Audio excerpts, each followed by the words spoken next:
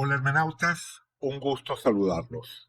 Antes de comenzar, quiero compartirles una traducción que hice con ayuda de herramientas de inteligencia artificial del primer capítulo de ese libro de Bernardo Castro que les he comentado, que salió hace poco, Idealismo analítico en una cáscara de nuez, que seguramente en español debería traducirse con un giro más local como idealismo analítico en pocas palabras, pero preferí dejar el título de forma literal, idealismo analítico en una cáscara de nuez. Y como digo, con ayuda de herramientas de inteligencia artificial, hice una traducción del primer capítulo y en la descripción del video encontrarán un enlace para descargarla. De tal manera que cuando comencemos a hacer la discusión detallada del planteamiento de Bernardo Castro, del planteamiento del idealismo analítico, ustedes cuenten por lo menos con ese primer material en español. Y voy a tratar en los próximos videos incluir también traducciones de otros materiales que ustedes puedan descargar para facilitar el acercamiento a este sistema de ideas. En el video de hoy no nos vamos a adentrar mucho en el pensamiento de Castro. Creo que hay una parte de mí que se resiste a entrar de lleno en el tema hasta que Plutón termine de entrar en Acuario. Y esto lo estoy grabando hoy 18 de noviembre y será mañana, el 19, que por fin Plutón entre de manera definitiva en Acuario. Pero creo que el tema que estamos abordando hoy es importante y prepara el terreno para avanzar de forma más sólida en el idealismo analítico. El tema de hoy es la crisis de significado. Esa crisis de significado que viene de la mano de la visión materialista y que puede ser superada a través de ese movimiento hacia el idealismo. Algo que va más allá de nuestro tema fundamental, que es siempre la astrología, pero donde la astrología tiene un rol importante que jugar. Así que, sin más preámbulos, comencemos. Al momento de comenzar a grabar este video, Plutón todavía se encuentra en Capricornio. Está en el grado 29 minutos 58, segundo 46, es decir, a poco más de un minuto de arco para cruzar la frontera que lo separa del signo de Acuario.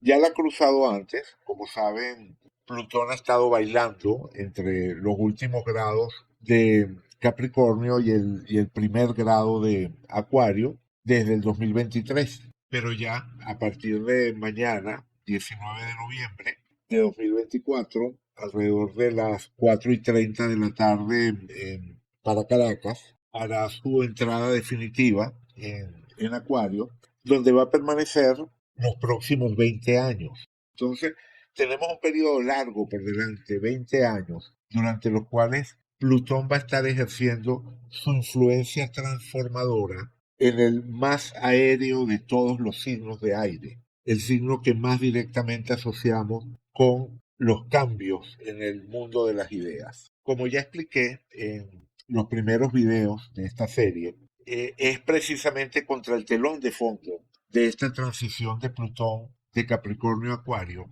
que comencé la exploración que estoy compartiendo en esta serie. Y por supuesto que se trata de un evento suficientemente significativo en sí mismo, pero cuando lo combinamos con el ciclo Júpiter-Saturno, que comenzó justo allí en el grado cero de Acuario, en diciembre de 2020, cuando en ese grado se dio la conjunción de Júpiter y de Saturno, que marca un periodo de 200 años de protagonismo del elemento aire, es decir, 200 años durante los cuales las conjunciones de Júpiter y de Saturno van a estar ocurriendo en signos de aire. Y uno puede esperar que esos próximos 200 años tengan un contraste muy grande con los anteriores, con estos últimos 200 años, desde principios del siglo XIX, que han estado dominados por las conjunciones de Júpiter y de Saturno en signos de tierra. Y a todo esto le tenemos que agregar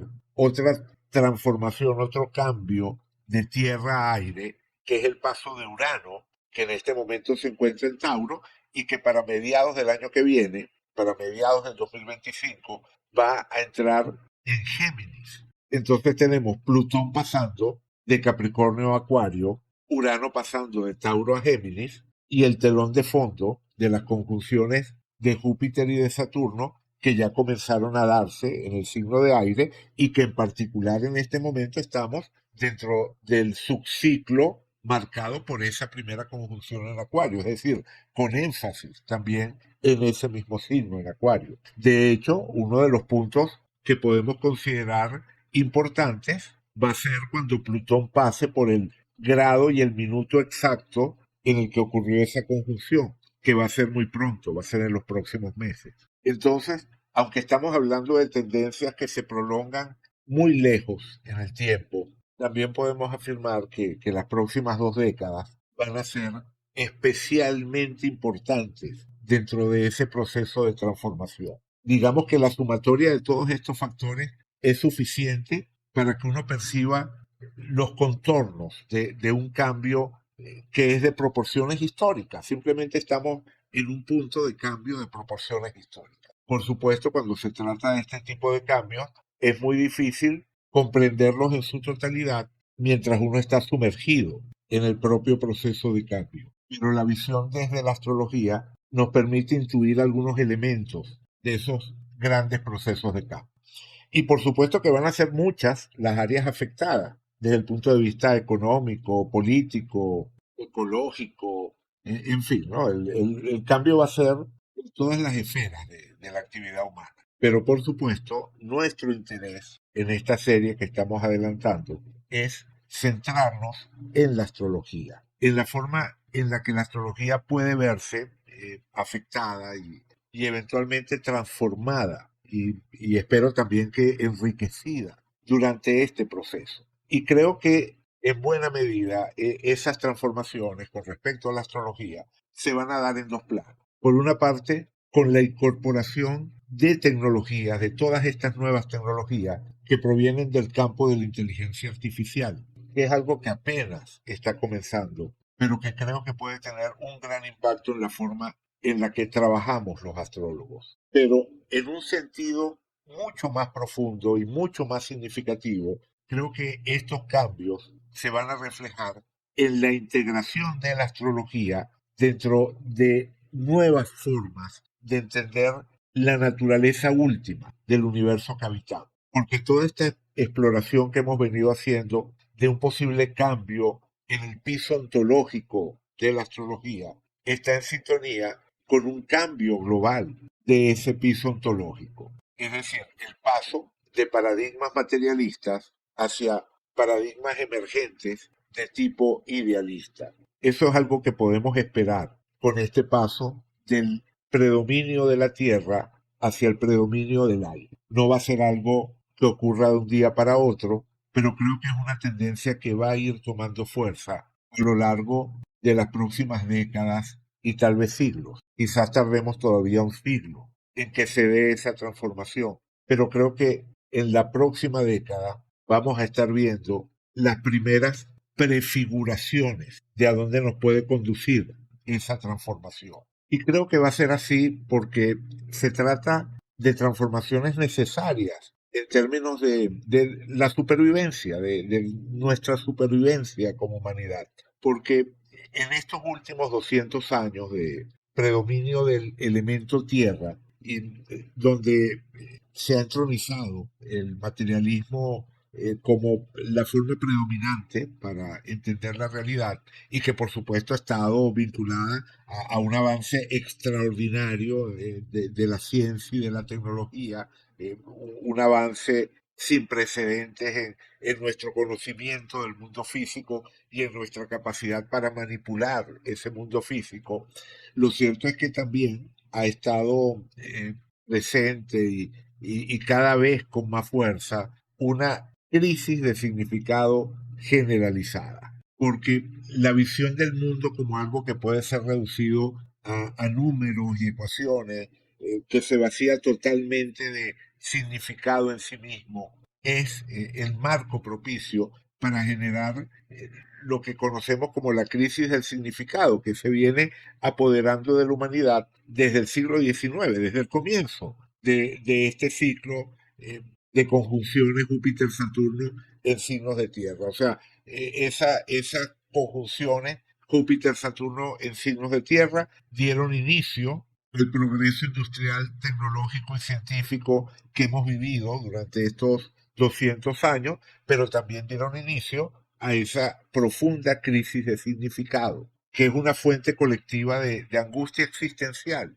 Y uno de los componentes, y yo diría que quizás el componente principal de esta especie de impulso ciego que se ha apoderado de la humanidad, que se ha apoderado de todos nosotros y que nos ha llevado a sobreexplotar los recursos del planeta como si no hubiera un mañana, hasta el punto de comprometer la supervivencia a largo plazo de la humanidad sobre este planeta. Así que atender esa crisis de significado se vuelve algo urgente. Y si el idealismo analítico es cierto, esa crisis de significado es el producto de un error en la comprensión de la naturaleza última de la realidad y de nuestra relación con esa naturaleza última de la realidad. Y creo que independientemente del hecho de que aún faltan muchas crisis por superar y que ningún resultado está garantizado, creo que hay buenos motivos para tener esperanza, para ser optimista, para ser sagitarianamente optimista y confiar en que toda esta traslación del protagonismo del elemento tierra hacia el elemento aire que estamos viviendo en este momento tenga como uno de sus efectos la superación del materialismo como visión de mundo y al hacerlo la recuperación de un sentimiento de conexión significativa con el universo que habitamos y del que somos partes. Es decir, romper con la idea de que nuestra existencia en el universo es una especie de accidente, un fenómeno periférico, y entender que responde a algo que está vinculado a esa naturaleza última de la realidad. Y creo también que dentro de ese proceso de transformación colectiva, la astrología tiene mucho que aportar. También creo que ese aporte de la astrología, o buena parte de ese aporte de la astrología, lo puede hacer sin necesidad de transformarse, siendo la misma astrología que viene rodando desde la antigüedad helenística, esa astrología sin ningún cambio, tal como es en la actualidad, con toda su diversidad y todas sus contradicciones, y existiendo dentro de un nicho relativamente periférico con relación a la cultura predominante, al marco cultural predominante. A pesar de todo eso, la astrología en esas condiciones, tal cual como está en el presente, sigue siendo una de las vías a través de las cuales muchos de nosotros logramos escapar de esa crisis de significado. Pero también creo que una forma de astrología que pueda integrarse dentro de las corrientes de pensamiento emergentes, es decir, que sea capaz de adaptarse a propuestas como esta que estamos estudiando del idealismo analítico, es la que tendría el mayor potencial para superar sus propias contradicciones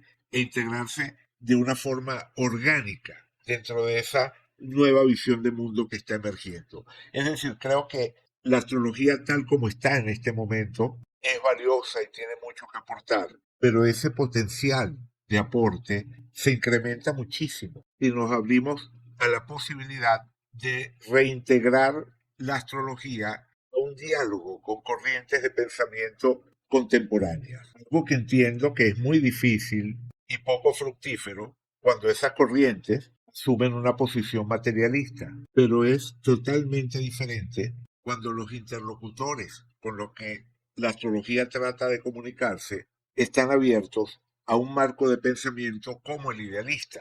También les compartí en videos anteriores que mi medio cielo cae precisamente en el grado cero de Acuario. Y eso se traduce en que he vivido y continúo viviendo este paso de Plutón, de Capricornio a Acuario y el inicio de este ciclo de conjunciones Júpiter-Saturno en Acuario. Todo eso lo he vivido de una forma muy intensa y personal. Han sido un par de años especialmente transformadores en cuanto a lo que es mi relación con la astrología. Y mi encuentro con el idealismo analítico de Bernardo Castro, como ya vimos en algún momento, es de signo Libra, No sé si recuerdan, en uno de los videos anteriores pusimos la carta de Bernardo Castro sin hora de nacimiento, no sabemos a qué hora nació, pero podemos estar seguros de que tiene Sol en Libra y que Venus, regente de Libra, también está en ese signo. Así que Castro es Libra con Venus en Libra, Libra al cuadrado, podríamos decir. Pero lo que comentaba, que mi encuentro con ese pensamiento de Bernardo Castro estuvo precedido por una inmersión intensa en el pensamiento de otro filósofo nacido bajo el mismo signo, Friedrich Nietzsche, que fue el gran visionario de la crisis de significado que se estaba gestando dentro de la humanidad. Y más o menos en la época de los primeros acercamientos de Plutón a mi medio cielo, comencé una inmersión intensa, como decía, en el pensamiento de Nietzsche, en sus obras, y en la continuación que han tenido esas obras en el pensamiento de filósofos contemporáneos. Creo que es válido decir que de alguna forma esos dos filósofos, Friedrich Nietzsche y Bernardo Castro, representan una polaridad que guarda relación con esa imagen de los platillos de la balanza, con los que representamos al signo de Libra. Son dos personajes muy librianos. Para mí, los signos cardinales están siempre vinculados a un impulso guerrero, a un impulso combativo, y en ese sentido Libra es el guerrero de las ideas. Creo que los dos se pueden caracterizar como guerreros de las ideas, pero cada uno de ellos argumentando desde un polo diferente. Entonces sí, me recuerdan ellos dos esa idea de la balanza o de los platillos de la balanza con la que solemos representar el signo de Libra. En un extremo de esa polaridad tenemos entonces a Nietzsche, que no solo abrazó el materialismo, sino que avisoró la magnitud monstruosa de la crisis de significado que esa verdad, entre comillas, materialista, iba a desencadenar dentro de la humanidad. Y lo sintetizó en esa afirmación suya famosa de que Dios ha muerto y somos nosotros los que lo hemos matado. Una declaración que puede ser juzgada como efectista, pero que en última instancia transmite ese vacío de significado hacia el que la visión materialista estaba conduciendo a la humanidad. Es una declaración que da voz al sentimiento de absurdo, al sentimiento de vacío, que como una sombra cada vez más grande ha venido acompañando a la humanidad durante este par de siglos de avance tecnológico vertiginoso. Y en el otro extremo tenemos a Bernardo Castro, que ha elaborado un sistema filosófico sólido, coherente, que desafía la visión materialista predominante y hace de la experiencia mental, de la experiencia subjetiva, la verdadera base de la realidad. Algo que abre una vía para superar esa crisis de significado de la que estábamos hablando y que además podemos afirmar que está en sintonía con el cambio colectivo que anuncia este énfasis en el elemento aire que estamos viviendo en la actualidad. Por supuesto, la crisis de significado no comenzó con Nietzsche. Nietzsche le da voz, pero no es que Nietzsche haya iniciado esa crisis de significado. Pero efectivamente fue él quien de manera temprana logró darle un perfil reconocible a esa crisis, tal como aparece ya en un escrito de juventud que se llama Sobre verdad y mentira en sentido extramoral, que fue publicado póstumamente, pero en el que ya en un momento muy temprano de su producción ya esbozaba buena parte de lo que es su pensamiento, de lo que iba a desarrollar a lo largo de todos sus libros. Y precisamente este texto lo escribió en la época de su retorno de Saturno. Aparentemente lo terminó en junio de 1873, cuando tenía 28 años y durante el periodo en el que estaba viviendo su retorno de Saturno, como podemos ver acá. La primera conjunción la tuvo en marzo de 1873, la segunda a comienzos de julio, justo después de terminar este escrito del que estamos hablando, y la última en diciembre. Es decir, este escrito refleja las energías presentes en la vida de Nietzsche en el momento en el que estaba viviendo ese tránsito tan significativo que es el primer retorno de Saturno. Y en este punto vale la pena señalar que ese Saturno precisamente está en el grado cero de Acuario, ese famoso grado cero de Acuario del que venimos hablando. Bueno, allí mismo está ese Saturno de Nietzsche. Y creo que no tiene nada de raro que en la época en la que Plutón se estaba acercando a mi medio cielo en ese grado, me haya sentido tan atraído por un filósofo con esa posición de Saturno. Si nos detenemos un momento en la carta de Nietzsche, podemos ver que ese Saturno está en trígono de poco más de 3 grados con Mercurio, el planeta del intelecto, y que además es el regente de la casa 3, la casa de la comunicación. Además que este Mercurio es especialmente importante en la carta de Nietzsche porque fíjense que Nietzsche era Libra con Venus en Virgo y Mercurio, el regente de Virgo, se encontraba en Libra. Es decir, Nietzsche tenía una recepción mutua entre Venus y Mercurio que implicaba una mezcla entre las energías de Libra y Virgo. Es decir, de la misma manera que Bernardo Castro decíamos que era Libra al cuadrado, Libra con Venus en Libra. En el caso de Nietzsche hay una alianza entre Libra y Virgo, es decir, una alianza entre la tierra y el aire. Y eso nos ayuda a entender por qué la energía libriana de Nietzsche terminó aceptando esa visión de mundo materialista, aunque eso sí, llevándola hasta sus últimas consecuencias. Porque lo interesante de Nietzsche es que en un momento en el que lo que predominaba era un optimismo triunfalista con respecto al potencial de la ciencia y de todo lo que se podía lograr a través de esa superación de lo que se consideraba supersticioso, lleno de engaños, como podía ser la espiritualidad con la religión o la astrología. Él, asumiendo esa misma posición, es decir, asumiendo la verdad o creyendo en la verdad de ese paradigma materialista, es capaz de sacar las consecuencias, de darse cuenta de las consecuencias que esa visión de mundo implicaba. Y creo que allí vemos esa alianza entre la tierra y el aire, entre Virgo y Libra. Es una carta sobre la que me gustaría que habláramos en detalle más adelante, pero no me quiero desviar. Baste con decir que sobre verdad y mentira en sentido extramoral lo escribió cuando estaba teniendo su retorno de Saturno y que ese Saturno estaba conectado a la esencia misma de su carta, que era esa recepción mutua entre Mercurio y Venus. Y creo que vale la pena que leamos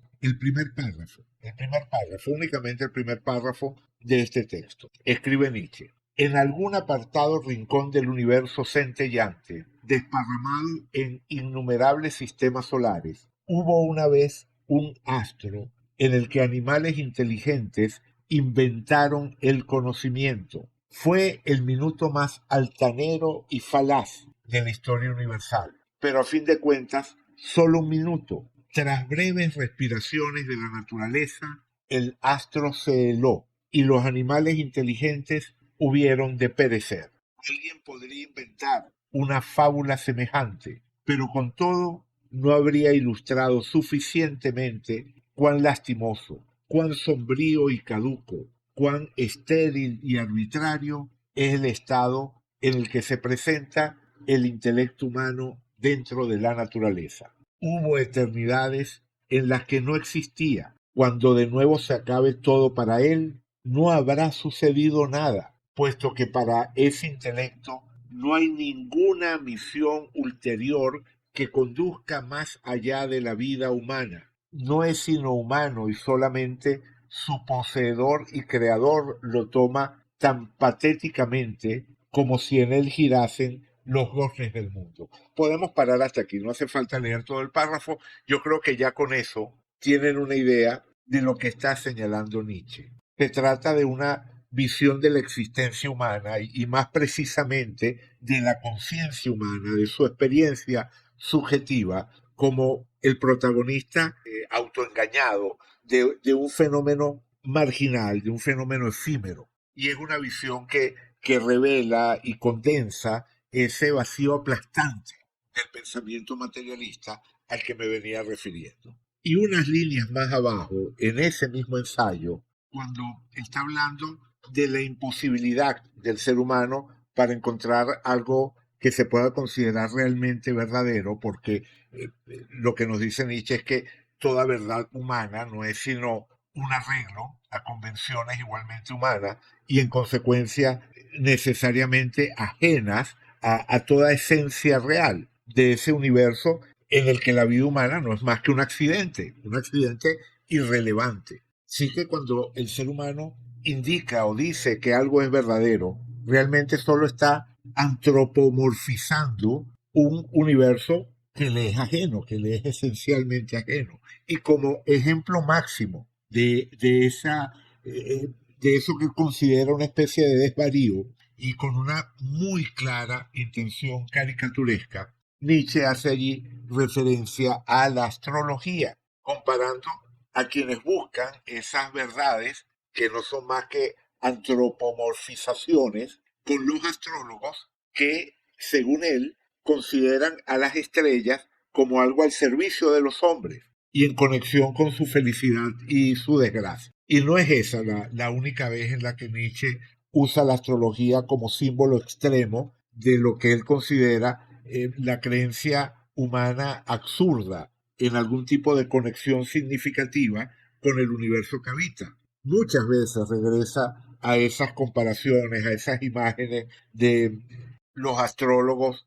engañados al asumir algún tipo de conexión significativa entre la vida humana y los movimientos del universo. Y es comprensible que sea así porque para una mente lúcida como la de Nietzsche, que aceptaba la premisa materialista, es decir, que aceptaba la idea de que la realidad última es de naturaleza estrictamente material y objetiva, no podía haber nada más absurdo que atribuirle a esa realidad algún grado de significado propio, de significado intrínseco. Y más absurdo todavía, suponer que existía algún tipo de conexión entre ese cosmos impersonal y objetivo que postulaba el materialismo y esos irrelevantes destinos subjetivos de los seres humanos.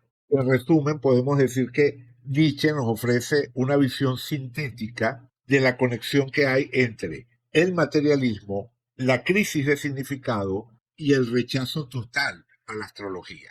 Y nos movemos ahora al otro extremo de la polaridad, al otro platillo de la balanza libriana. Nos encontramos con Bernardo Castro y su idealismo analítico, que asume todo lo contrario, es decir, que esa misma subjetividad humana que Nietzsche ve como un fenómeno superfluo, como algo insignificante, que no tiene ninguna relevancia cuando se le enmarca dentro de la escala de lo cósmico. Bueno, para Castro, esa subjetividad humana es una manifestación directa de un campo universal de actividad mental que da origen a todo cuanto consideramos real, incluyendo eso que llamamos materia, eso que llamamos el mundo físico. Es decir, por una parte, tenemos a un Nietzsche que asume la veracidad del materialismo y avanza evidenciando las consecuencias de ese materialismo, la forma en la que